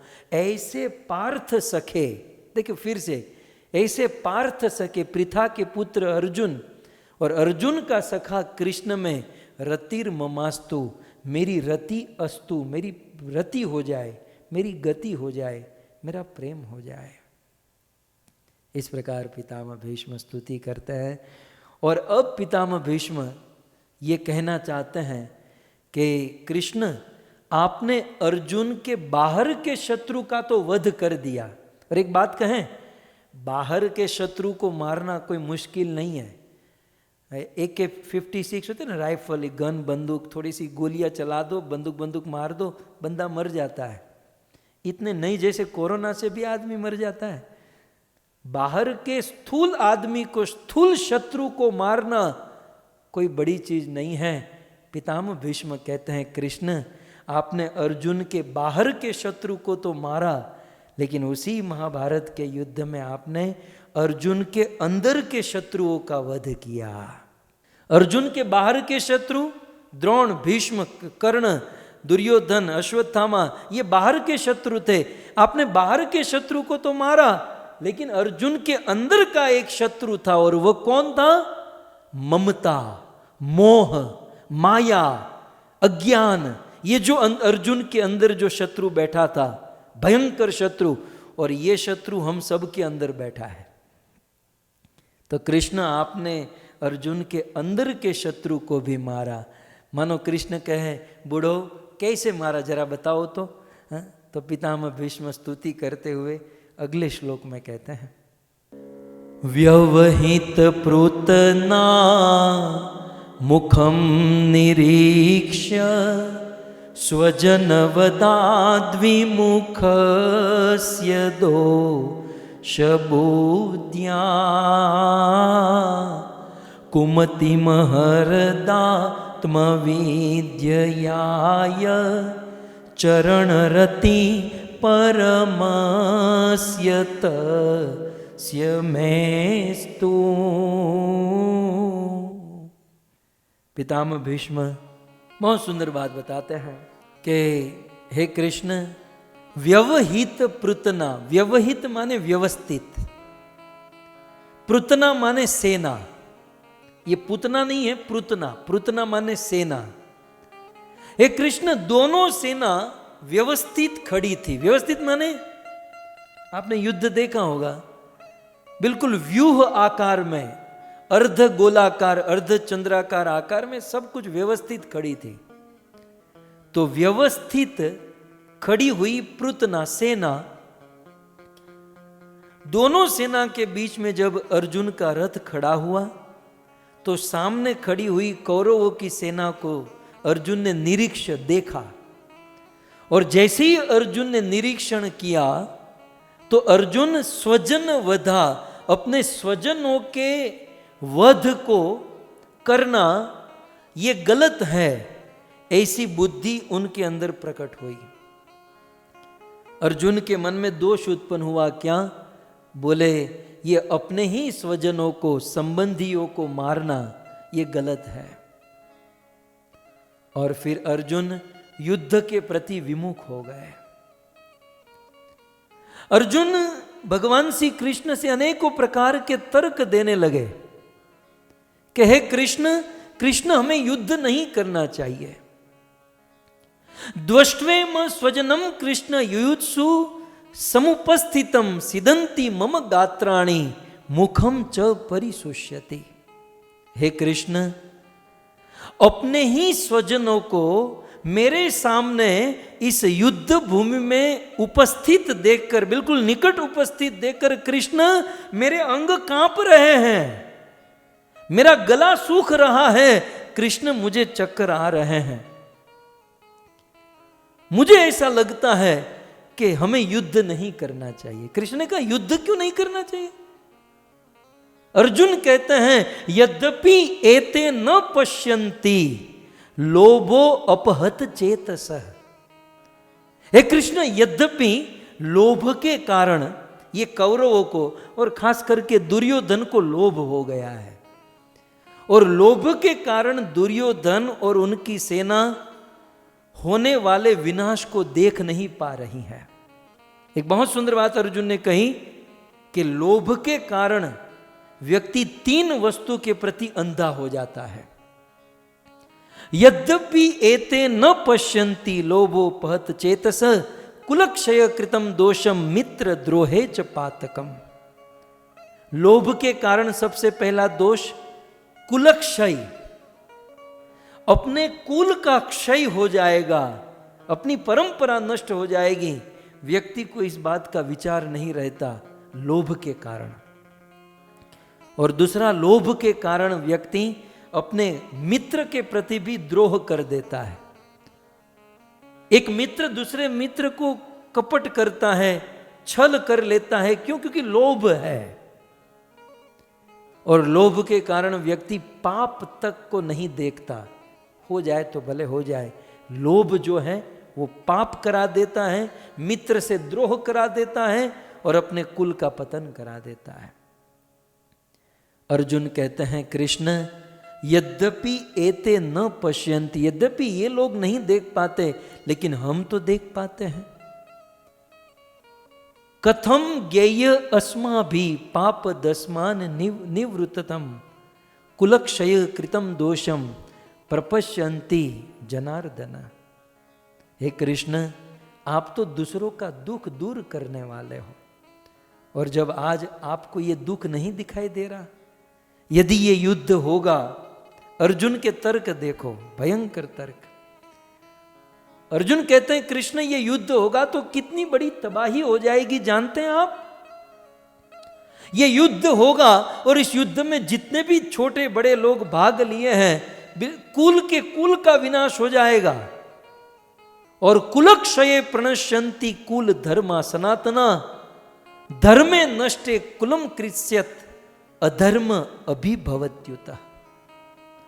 जब कुल नष्ट होगा, जब परिवार के बुजुर्गों की मृत्यु हो जाएगी, तो उनके बच्चे अनाथ हो जाएंगे, उनकी पत्नियां विधवा हो जाएगी, और समाज में अपनी पत्नियों का रक्षण करने वाला, स्त्रियों का रक्षण करने वाला पुरुष जीवित नहीं होगा, तो उस समाज में अधर्म प्रवेश करेगा। कैसे? अधर्म अभिभवात कृष्ण प्रदुष्यन्ति कुल स्त्रिय स्त्रीषु दुष्टासु वार्ष्णेय जायते वर्ण संकर। कुल में अधर्म प्रवेश करेगा और अधर्म का वार स्त्रियों के ऊपर होगा। स्त्रियां प्रदूषित होगी, स्त्रियां अपवित्र होगी, और उस अपवित्र स्त्रियों से जो प्रजा उत्पन्न होगी कृष्ण, वो वर्ण संकर प्रजा होगी। वर्ण संकर प्रजा प्रकट होगी, और ये वर्ण संकर प्रजा संकरो नरकायेव कुल ज्ञाना कुलस्य च पतंती पितरो येषा लुप्त पिंडो दकः क्रिया। वर्ण संकर प्रजा किसे कहते हैं? जो कुल परंपरा को नहीं निभाती, जो श्राद्ध नहीं करती, पिंडदान नहीं करती, जो कुल धर्म का पालन नहीं करती, वर्ण संकर प्रजा। और ऐसी वर्ण संकर प्रजा पतंती पितरो येषा, अपने पितरों का पतन कराएगी, अपने पितरों को नष्ट कराएगी, सारे पितरों का पतन। मान लो कोई पुण्य करके स्वर्ग भी गया हो तो उनका भी पतन होगा। और कृष्ण दोषे एते कुल ज्ञाना वर्ण संकर कारके उत्स्याधन्ते जाति धर्मा कुल धर्मा च शाश्वता।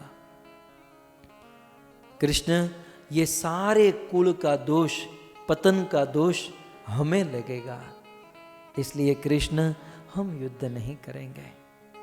ऐसा कहकर अर्जुन रथ पर बिल्कुल ढीला पड़ गया।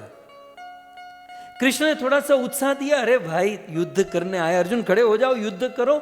मित्रता के नाते कृष्ण ने थोड़ा सा अर्जुन को कहा कि युद्ध करो करो। अर्जुन ने कहा चलो ये पॉइंट भी मैं भूल जाऊं, लेकिन कृष्ण आप तो सोचो, हे अरिसूदन, हे मधुसूदन, संबोधन देते हैं कि कृष्ण आपने आज तक कितने युद्ध किए, लेकिन सारे युद्ध अरि माने दुश्मनों के साथ किए, मधुसूदन असुरों के साथ किए। कभी आपने अपने भाइयों से युद्ध किया? आपने कभी अपने गुरु से युद्ध किया? कृष्ण, मैं मेरे गुरुओं से युद्ध करूं? कृष्ण गुरु, जिस पितामह भीष्म के गोद में हमारा बचपन पला, जिन्होंने उंगली पकड़कर चलना सिखाया, क्या मैं भीष्म के साथ युद्ध करूं? अंत में अर्जुन कहते हैं, अर्जुन बिल्कुल गदगद हो गए और अर्जुन कहते हैं कि हे कृष्ण,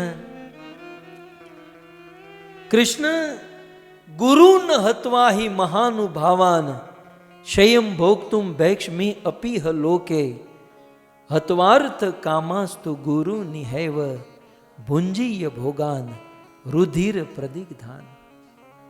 कृष्ण, मैं हाथ में कटोरा लेकर जीवन भर तक भीख मांगकर अपना जीवन बिता लूंगा, लेकिन अपने गुरुओं के साथ, अपने पितामह भीष्म के साथ मैं युद्ध नहीं करूंगा। मेरा मन नहीं कर रहा युद्ध। इस प्रकार से अर्जुन बिल्कुल शंख बज चुके हैं, अब युद्ध शुरू होने वाला है, और ऐसी परिस्थिति में अर्जुन मोह ममता में फंस गए। और अर्जुन ने एक काम बहुत अच्छा किया, एटलीस्ट अर्जुन को इतना तो समझ में आ गया कि भाई मेरी अंडरस्टैंडिंग में कुछ गड़बड़ी है। अर्जुन को इतना तो समझ में था कि मेरी समझ में कुछ मिस्टेक है। हमारा प्रॉब्लम क्या है जानते हैं? सारी गलती हमारी होती है, लेकिन हम सोचते हैं हमारी कोई गलती नहीं, पूरी दुनिया झूठी, सब लोग गलत, मैं अकेला सच्चा। अर्जुन में ऐसा नहीं था। हालांकि अर्जुन को युद्ध नहीं करना था, तर्क दिए सब कुछ, लेकिन अर्जुन को यह था, हो ना हो मेरे अंदर कुछ गलती है। इसलिए अर्जुन ने एक अंतिम श्लोक फेंका, दूसरा अध्याय 7वां श्लोक, लास्ट में एक फेंका कि हे कृष्ण, कार्पण्य दोषो अपहत स्वभाव। ये मेरा जो स्वभाव जो है ना, कुछ बिगड़ गया है, और इसके कारण कृपण दुर्बलता आ गई है और मैं कंफ्यूज हो चुका हूं। सो कार्पण्य दोषो अपहत स्वभाव, और इसलिए पृच्छामि त्वाम धर्म। इसलिए हे कृष्ण, अब मेरी बुद्धि काम नहीं कर रही, अब आप मुझे बुद्धि प्रदान करें। कृष्ण, अब तक तो आप मेरे मित्र थे, लेकिन अब आप मेरे मित्र नहीं, मेरे गुरु बन जाइए। और शिष्यस्ते, मैं आपका शिष्य बनूं, आप मेरे गुरु बनो, और ब्रूहि, आप बोलो मैं सुनूं, और मेरा मोह, मेरा अज्ञान आप दूर करो। कृष्ण के हाथ में बाजी दे दी अर्जुन ने। अर्जुन ने अपनी बागडोर कृष्ण के हाथों में, सीखिएगा, ये सब सीखने लायक है। अर्जुन ने अपनी बागडोर दे दी, और अब भगवान कृष्ण खड़े हुए। अब तक मित्र थे, लेकिन अर्जुन ने जैसे ही कृष्ण को गुरु बनाया, तो गुरु होते हैं। भगवान कृष्ण खड़े हुए और सबसे पहले अर्जुन को डांटा।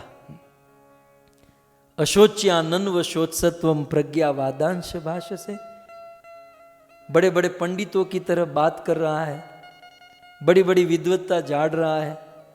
अर्जुन, तेरे जैसा मूर्ख इस दुनिया में और कोई नहीं है। अब गुरु तो बोल सकते ना, मित्र नहीं बोल सकता। अर्जुन ने कहा, तुम्हारे जैसा पागल कोई नहीं है, तुम उनके लिए शोक कर रहे हो जो कभी मरने ही नहीं वाले हैं। अर्जुन, शरीर मरता है, आत्मा नहीं मरती है। चाहे कुछ भी हो जाए, नैनम छिदंती शस्त्राणि नैनम दहति पावक न चैनम कलेदंत्यापो न शोष्यति मारुत। आत्मा को शस्त्र के द्वारा काटा नहीं जा सकता, पानी के द्वारा भिगोया नहीं जा सकता, अग्नि के द्वारा जलाया नहीं जा सकता। और हवा के द्वारा सुखाया नहीं जा सकता। न जायते म्रियते वा कदाचित नायम भूतवा भवितावान भूय अजो नित्य शाश्वतोयम पुराणो न हन्यते हन्य माने शरीरे। आत्मा न जायते, आत्मा न म्रियते, न तो आत्मा का जन्म होता है न आत्मा की मृत्यु होती है। अच्छे दोयम दाह्योयम क्लेदो सोशेवच नित्य सर्वगत स्थाणु अचल अयम सनातन। अर्जुन, आत्मा सनातन है। ये सब मरेंगे, इसका शरीर मरेगा और ये अभी बूढ़े हो गए हैं। ये तू जिस भीष्म की बात करे, 450 वर्ष का आदमी दिखने में अच्छा भी नहीं लग रहा, ये बूढ़े हो गए, मार दे, उसे नया शरीर मिलेगा। हम नई कार खरीदते हैं तो रोते हैं कि हंसते हैं? मान लो किसी की कार बिगड़ गई, बूढ़ी हो गई, तो वो कार बेचकर कोई नई कार आए तो वो फेस्टिवल मनाना चाहिए। अर्जुन, ये सब बूढ़े वैसे भी बूढ़े हो गए, ये मरेंगे, नया शरीर मिलेगा। और यहाँ शरीर का कोई प्रश्न नहीं था, यहाँ तो मरकर सब वैकुंठ जाने वाले थे, क्योंकि वहां ऐसी व्यवस्था थी जितने भी मरे कृष्ण को देखकर मरे और सब वैकुंठ को प्राप्त हुए। सो इस प्रकार से पितामह भीष्म कहते हैं कि दोष बुद्धिया, पहली लाइन के अंत में, कि उस महाभारत के युद्ध के प्रथम दिन जब अर्जुन के मन में दोष हुआ, दोष बुद्धि हुई, तो कृष्ण ने क्या किया? कुमति, अर्जुन की कुमति को हर लिया। कैसे हर लिया? आत्मविद्या यह।